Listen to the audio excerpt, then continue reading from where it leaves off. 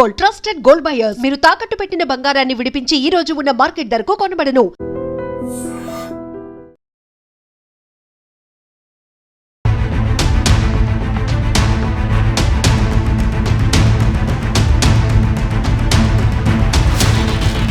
నమస్తే, welcome to I dream.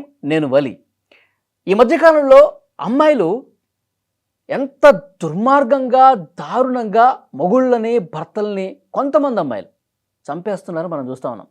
నిజామాబాద్లో జరిగిన ఘటన మీరు నిజంగా వింటే నిజంగా మతిపోతుందండి. ఇంత దారుణమా, ఇంత నీచమా, నిజంగా షాక్ అయిపోతారు. నిజామాబాద్లో ఏం జరిగిందంటే, 3 ఏళ్ల క్రితం భర్త సౌదీ వెళ్ళాడండి. తన కుటుంబం కోసం మంచిగా కష్టపడాలి, డబ్బులు సంపాదించాలి, ఫ్యామిలీని మంచిగా చూసుకోవాలన్న ఉద్దేశంతో 3 ఏళ్ళు సౌదీలో కష్టపడి డబ్బులు సంపాదించి వచ్చాడు, నిజామాబాద్కి వచ్చాడు. వచ్చిన వెంటనే భార్య ఇట్లా వచ్చాడో లేదో 2 రోజుల్లోనే ప్లాన్ వేసి, ప్రియుడితో కలిసి ప్లాన్ వేసి లేపేసింది.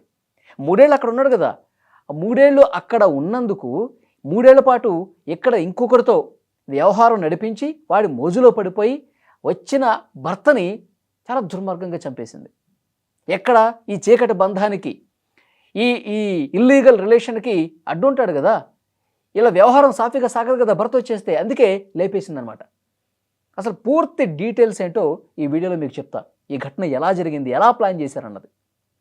నిజామాబాద్ జిల్లా మోపాల్ మండలం నేల్కల్ గ్రామం అండి. ఆ నేల్కల్ గ్రామంలో దాయిని ప్రశాంతు, సంధ్య, వీళ్ళిద్దరూ భార్యాభర్తలు, పెళ్ళై కూడా కొన్ని సంవత్సరాలు అవుతుంది. ఇంతకుముందు నేను చెప్పినట్టు ఈ ప్రశాంత్ అనేవాడు 3 ఏళ్ల క్రితం సౌదీ వెళ్ళాడు, ఫ్యామిలీ కోసం కష్టపడటానికి వెళ్ళాడు. 3 ఏళ్ల పాటు అక్కడ ఉంటే, ఇక్కడ ఈవిడ గారు నిజామాబాద్ టౌన్లోనే ఇంద్రాపూర్ కాలనీలో అనిల్ అనేవాడు పరిచయం అయ్యాడు. ఆ పరిచయం అయిన తర్వాత ఆ ఫ్రెండ్షిప్ ఇంకా ఎక్కువైపోయింది. ఫోన్లు మార్చుకున్నారు, కాల్స్ చేసుకున్నారు.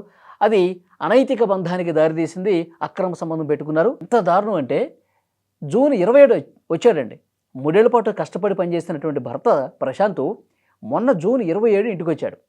ఇంటికి వచ్చిన తర్వాత వీళ్ళకి ప్లాన్ వేసేసుకున్నారు, మనకి రెగ్యులర్గా కలవటం కష్టం, ఇక భర్తకి తెలిసిపోతుంది, నా మొగుడికి తెలిసిపోతే ఇక మన పని అవుటే, కాబట్టి భర్తనే లేకుండా చేసేయాలి అని చెప్పి ప్లాన్ చేసుకున్నారు. ఎవడు?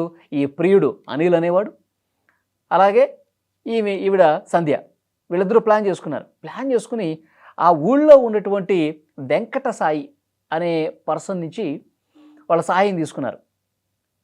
నువ్వు ఎలాగైనా మందు తాగిపించు, బాగా మందు తాగిపించి ఆ మత్తులోకి వెళ్ళిపోయిన తర్వాత డాబా మీద నుంచి తోసే, ఆ మందు సిట్టింగ్ కూడా పైన డాబా మీదే పెట్టని చెప్పి వాళ్ళు ప్లాన్ చేసుకున్నారు. ఎందుకంటే ఊళ్ళో పర్సన్ కదా, అంతకుముందు ఫ్రెండ్స్ ఉంటారు కదా ఊళ్ళో, ఆ వెంకట సాయి అనేవాడు ఫ్రెండ్ అనమాట. సో వాడు ఆ మాట చెప్పి ఈ మాట చెప్పి మంచిగా చాలా రోజుల తర్వాత ఇచ్చావని చెప్పి కలిసి కూర్చోవటం, మందు తాగటం. మత్తులోకి జారుకున్న తర్వాత ఈవిడ గారు ఫోన్ చేసింది మళ్ళీ వెంకట సాయికి. ఏంటి మత్తు బాగా ఎక్కిందా, ఇంకా హోస్ట్లో ఉన్నాడా, ఏమన్నా అర్థమవుతుందా అతనికి, ఇంకా మత్తు ఎక్కకపోతే ఇంకా మందు తీసుకురా, ఇంకా మందు బాగా తాగిపించు, అసలు ఏమీ తెలియకూడదు అతనికి, అంత మత్తులోకి వెళ్ళిపోవాలి, అప్పుడు మాత్రమే నువ్వు డాబా మీద నుంచి తోసేయాలి అని మళ్ళీ ఫోన్లో ఇన్స్ట్రక్షన్స్ ఈవిడ గారు. సరే, దాని ప్రకారమే ఇంకా మందు తీసుకొచ్చాడు, ఇంకా ఫుల్గా మద్యం తాగించి అట్లాగే పడిపోయినాడు. పడిపోయిన తర్వాత ఈవిడ గారు చెప్పిన ప్లాన్ ప్రకారం ఆ వెంకట సాయి అనేవాడు డాబా మీద నుంచి తోసేసాడండి. తోసేస్తే అంత ఎత్తు నుంచి కింద పడిన తర్వాత విపరీతంగా దెబ్బలు తగిలినాయి. దెబ్బలు తగిలిన తర్వాత బతికే ఉన్నాడు, చావలా. గాయాలు, ఒంటి మీద గాయాలు బాగా అయినాయి. చావపోయేసరికి అది చుట్టుపక్కల ఉన్న వాళ్ళు అరే మందాగి పడిపోయాడని చెప్పి అనటం, తర్వాత ఈ వెంకట సాయి అనేవాడు సంధ్యకి ఫోన్ చేయటం, మే ఆయన ఇట్లా మందెక్కిపోయి జారిపోయి పడిపోయాడని చెప్పటం. సో వెంటనే వీళ్ళందరూ కూడా వచ్చేసి గవర్నమెంట్ హాస్పిటల్కి తీసుకెళ్లారు. గవర్నమెంట్ హాస్పిటల్కి తీసుకెళ్తే వాళ్ళు ట్రీట్మెంట్ స్టార్ట్ చేస్తే, లేదు ఇక్కడ సరైన ట్రీట్మెంట్ అందట్లేదు, మేము ప్రైవేట్ హాస్పిటల్కి తీసుకెళ్తామని చెప్పి ప్రైవేట్ హాస్పిటల్కి తీసుకెళ్లారు. అక్కడ కాసేపు ఉంచారు. ప్రైవేట్ హాస్పిటల్లో ఉంచి ఇక్కడ ట్రీట్మెంట్ ఇస్తే మళ్ళీ బతికేస్తాడు అని చెప్పి వీళ్ళు ఏం చేశారు, మేము ఇంకా పెద్ద హాస్పిటల్కి తీసుకెళ్తాం అని చెప్పి మాయమాటలు చెప్పి అక్కడ ఉన్నటువంటి వైద్యులకి మేము ఇక్కడ ట్రీట్మెంట్ చేయించమని చెప్పి అక్కడి నుంచి డైరెక్ట్గా ఇంటికి తీసుకుపోయారండి. ఇంటికి తీసుకుపోయి అప్పటి వరకు వాళ్ళు ఎక్కించినటువంటి ఆ సెలైను అవి అలాగే ఉన్నాయి. అందులో ఏం చేశారు తెలుసా, ఇంకెంత దుర్మార్గం చేశారంటే, ఆ సెలైన్లో మత్తు ఇంజెక్షన్లు, దాంతోపాటు ఈ బాత్రూంలో క్లీన్ చేసే ఆ లిక్విడ్ ఉంటుంది కదా, ఆ లిక్విడ్ ఆ సెలైన్ బాటిల్లో నింపేశారు. మొత్తం బులుగు రంగు అయిపోయింది.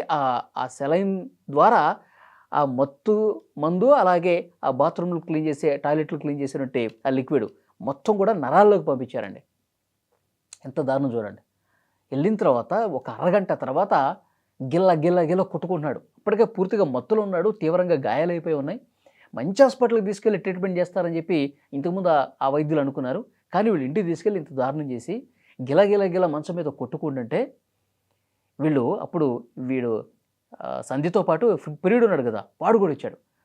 అందరూ కలిసి ముఖం మీద తిండి పెట్టి నొక్కేసి ఊపిరాడకుండా చేసి ఒకవైపు విషం లోపలికి ఎక్కిపోయింది, గిలగిల కొట్టుకుంటున్నాడు. వీడు ఇంకా చావడేమో అని చెప్పి ఊపిరాడకుండా చేసి చంపేశారండి. చంపేసి ఈ వెంకట సాయి అనేవాడు అనిల్ వెళ్ళిపోయాడు. ఇద్దరు వెళ్ళిపోయారు. ఈ సంధ్య ఇతను చనిపోయిన తర్వాత, భర్త చనిపోయిన తర్వాత అప్పుడు ఫోన్లు చేయడం మొదలుపెట్టింది అత్తగారికి. అంటే చనిపోయిన ప్రశాంత్ వాళ్ళ అమ్మకి, వాళ్ళ ఫ్యామిలీ మెంబర్స్కి అందరికీ ఫోన్లు చేస్తూ ఉంది. వచ్చాడు, మందు ఆగాడు, ఆల్కహాల్ బాగా తీసుకున్నాడు, తాగేశాడు, మేడ మీద నుంచి కింద పడ్డాడు, హాస్పిటల్కి తీసుకెళ్తే కష్టం అని చెప్పేసి అన్నారు. ఇక ఇంకో హాస్పిటల్కి తీసుకెళ్తుంటే దారిలోనే చచ్చిపోయాడని చెప్పి ఈ విధంగా నాటకాలు ఆడటం, డ్రామాలు ఆడటం స్టార్ట్ చేశారు. అయితే వీళ్ళ తల్లికి, భర్త ప్రశాంత్ వాళ్ళ తల్లికి ఒక అనుమానం వచ్చింది. అసలు నా కొడుకు సౌదీ నుంచి వచ్చాడు కదా, అసలు వచ్చిన సంగతి నాకెందుకు తెలియదు? అతను సౌదీ నుంచి 3 ఏళ్ల తర్వాత నా కొడుకు వస్తే కనీసం నాకు చెప్పాలి కదా, నా కొడుకు వచ్చినట్టు చెప్పాలి కదా. సరే మందు తాగి కింద పడ్డాడు, కింద పడ్డప్పుడన్నా అరే తాగి పడిపోయాడు నీ కొడుకు అని చెప్పి ఫోన్ చేసి చెప్పాలి కదా, చెప్పలేదు. హాస్పిటల్లో ఉన్నప్పుడన్నా ఫోన్ చేశారా? చెప్పలేదు. ఇంటికి తీసుకొచ్చినప్పుడన్నా చెప్పారా? చెప్పలేదు. ఇప్పుడు చనిపోయాడని చెప్పి ఫోన్ చేసి చెప్పడం ఏంటి అని పోలీసులు కంప్లైంట్ ఇచ్చింది తల్లి. ఈవిడ అత్త కంప్లైంట్ ఇస్తే పోలీసులు ఇన్వెస్టిగేషన్ మొదలుపెట్టారు.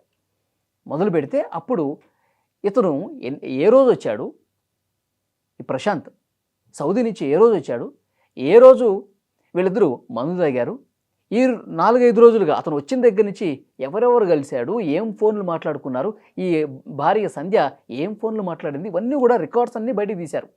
బయటికి తీస్తే చాలా క్లియర్గా ప్లాన్ మొత్తం పోలీసులకు తెలిసిపోయింది. ఈవిడ గారు ఆ వెంకట సాయికి ఫోన్ చేసి కాల్లో మందు సరిపోకపోతే ఇంకా తీసుకురా, ఇంకా మత్తు బాగా ఎక్కిన తర్వాత డాబా మీద నుంచి తోసే, ఈ కాల్ రికార్డింగ్స్ అన్నీ ఉన్నాయి. కాల్ డేటా మొత్తం పోలీసులు తెలిసిపోయింది. ఇక్కడ ముగ్గురిని అదుపులోకి తీసుకొని పోలీసులు వాళ్ళ స్టైల్లో 4 పీకితే అప్పుడు నిజం మొత్తం ఒప్పుకున్నారు.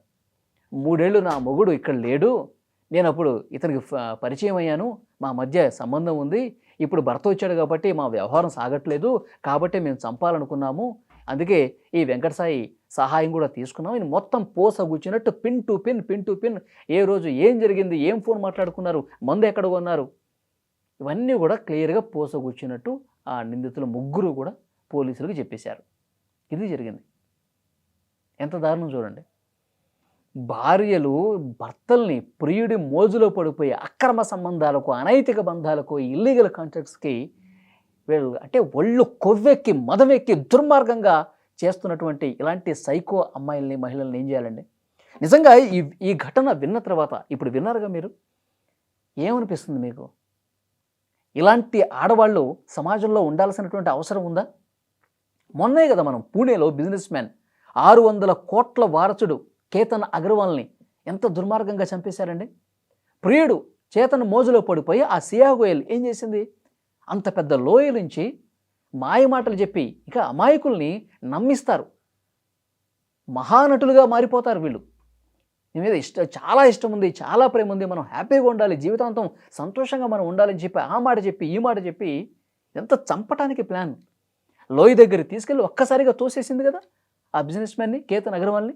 అంత లోయ నుంచి అమాయకుడు ఇంకా నన్ను పిచ్చిగా ప్రేమిస్తున్నాను అని భ్రమించినటువంటి ఆ అమాయకుడైనటువంటి కేతన్ అగర్వాల్ అంత పెద్ద లోయలో కింద పడిపోయి తీవ్ర గాయాల పాలపై తలకి పెద్ద దెబ్బ తగిలిపోయి ఆన్ ది స్పాట్ చనిపోతే కనీసం కనికరం లేదండి వీళ్ళకి.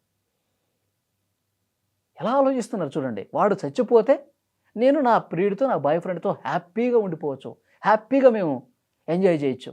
ఇదే ఒకడిని చంపి ఎంజాయ్ చేయటమా? ఇక్కడ భర్తని చంపడం కూడా ఎంత దుర్మార్గంగా చంపారు చూడండి. సెలైన్ బాటిల్లో ఆ లిక్విడ్, టాయిలెట్లు క్లీన్ చేసే లిక్విడ్లు నరాల్లోకి పంపించి చంపటం ఏంటండి? ఎంత దారుణం అండి. వాళ్ళ తల్లి, ఆ కుటుంబ సభ్యులు ఎంత బాధపడతారండి. ఇంత గుండెలు బాదుకుంటూ రోధిస్తారు? ఇంత దారుణంగా చంపారా మా బిడ్డలని? సో ఇలాంటి దుర్మార్గాలకు తెగబడే వాళ్ళని ఏం చేయాలి? కామంతో కళ్ళు మూసుకుపోయి ఒళ్ళు మదమెక్కి కొవ్వెక్కి కొట్టుకుంటున్నటువంటి ఇలాంటి సైకో అమ్మాయిలను ఏం చేయాలి చెప్పండి? ఇవి రిపీట్గా అవుతున్నాయండి, సంవత్సర కాలంగా జరుగుతున్నాయండి. మేఘాలయ మర్డర్ కూడా అక్కడ హనీమూన్కి వెళ్ళినప్పుడు వాళ్ళు చేశారు అట్లాగే. అది కూడా పెద్ద లోయలో తోసేశారు చంపేసి. రాజా రఘువంశీ అతన్ని. కొన్ని చట్టాలు ఉంటాయి, ఏ నేరానికి ఏ శిక్ష, ఆ సెక్షన్స్ ప్రకారం శిక్షలు పడతాయి. కానీ ఆవేశం అలా ఉంది. ఇలా సైకోగా ఆలోచించే వాళ్ళని, చంపేస్తేనే మేము సంతోషంగా ఉంటాం అని ఆలోచించే వాళ్ళని చాలా కఠినంగా శిక్షించి ఇంకా వాళ్ళకి జీవితం లేదు, వాళ్ళకి ఇంకా లైఫ్ జీరో అనిపించే విధంగా శిక్షలు పడితే తప్ప ఇలాంటివి ఆగవు. నేను ఒకళ్ళని చంపితే ఇంకా నా జీవితం క్లోజ్, నా చాప్టర్ క్లోజ్. వీడిని చంపితే నేను హ్యాపీగా ఉండొచ్చు అనుకున్నా, ఆ హ్యాపీ అనేది ఉండదు అనేది చాలా బలంగా సమాజానికి ఒక మెసేజ్ పంపిస్తే తప్ప ఇలాంటివి ఆగవండి. ఈ వీడియో చూస్తున్న వాళ్ళు తప్పకుండా కామెంట్ చేయండి, ఇలాంటి ఆడవాళ్ళని ఏం చేయాలో